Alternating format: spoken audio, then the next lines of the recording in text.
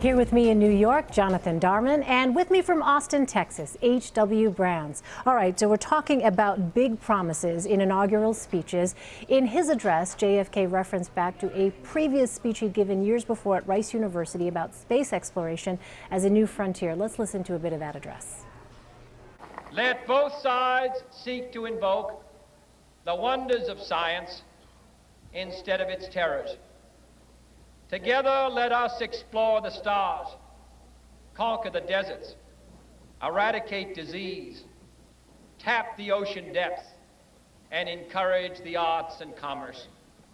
Let both sides unite to heed in all corners of the earth the command of Isaiah to undo the heavy burdens and let the oppressed go free.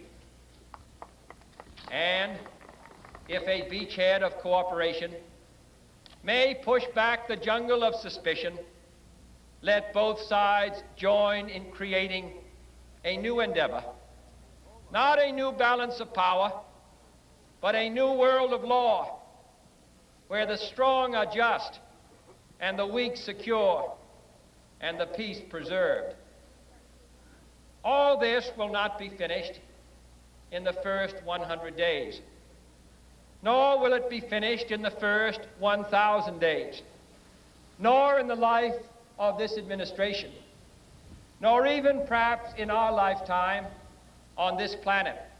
But let us begin.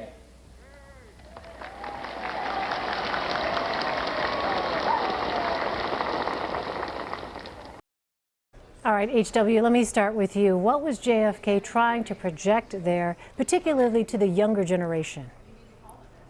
Well, he considered himself a representative of the younger generation. He wanted to break out of what he considered to be the straitjacket of the Cold War and the idea that somehow World War III, nuclear war, was inevitable. And he was holding out this hopeful vision for the near future and for the long-term future.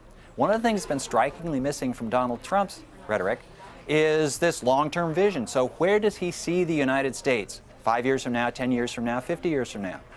His inaugural address on Friday gives him a chance to lay it out, just as Kennedy did. Jonathan, let me ask you, Bill Clinton in 1993 laid out his plan for a new generation. Is there a link, as you see it, between the promises JFK and Bill Clinton made to the American people? Well, Bill Clinton is a good example, I think, of how JFK sort of gets in new presidents' heads. That clip we just watched, that speech is a wonderful speech. It's an inspiring speech. But presidents think about it as sort of one of the great inaugural addresses, and they think, okay, I have to have this grand oratory and this sort of almost biblical, mythical cadence, and they end up trying to mimic it and saying not much at all. And you could argue that some of the Bill Clinton inaugurals suffered from that in places. And you know, the good rule actually with inaugurals is to try and keep it short. The greatest inaugural address of them all, Lincoln's second inaugural address, is less than 700 words. He was really just he had something to say. And I think when a president has a clear message for the country, they don't need to go on and they don't need to dress it up in an oratorical style that isn't their own. All right, H.W. Brands and Jonathan Darman, thank you, gentlemen, both for your time.